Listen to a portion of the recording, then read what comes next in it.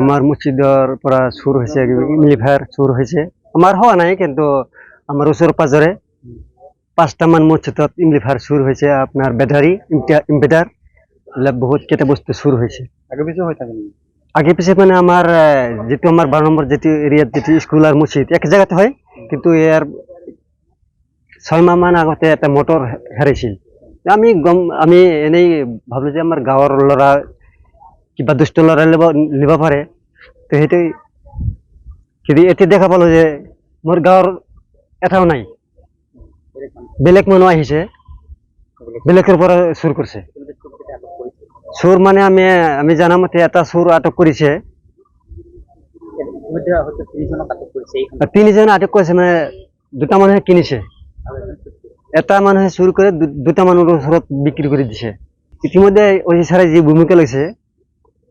ধুনীয়া পদক্ষেপ লৈছে সিহঁতে ধৰিব আৰু যদি থাকে হ্যাঁ ধর্ম স্থানত চুরি হয়েছে যেটো নেকি সমাজৰ বস্তু আমাৰ ধৰ্মীয় বস্তু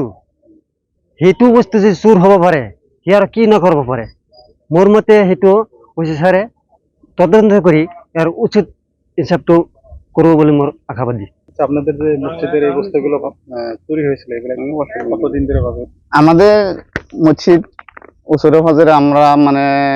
5টা 6টা মসজিদ আছে 5টা 6টা মসজিদের 20 তারিখ রাত্রে আর 21 তারিখ রাত্রে আমাদের বস্তুগুলো নাইকিয়া হয়েছে মসজিদ থেকে ইনভার্টার তারপরে এমপ্লিফায়ার ব্যাটারি এগুলো বস্তু নাইকিয়া হয়েছে পরে আমরা গম পাইলাম কিবা এই মন্দিয়া বাজারে আমার বরপেটা জেলার মন্দিয়া বাজারে বস্তু খবর পাইলাম বেচা কিনি হয়েছে বলে পরে আমরা সমাজের থেকে লোক গেলাম কয়েক লোক যায় দোকানটাকে আমরা জিজ্ঞাসি এই বস্তুগুলো কোন জায়গায় পাইছেন পরে কইছে আমার এই জায়গায় কোনোভাবে বেঁচে থেকে গেছে তো যে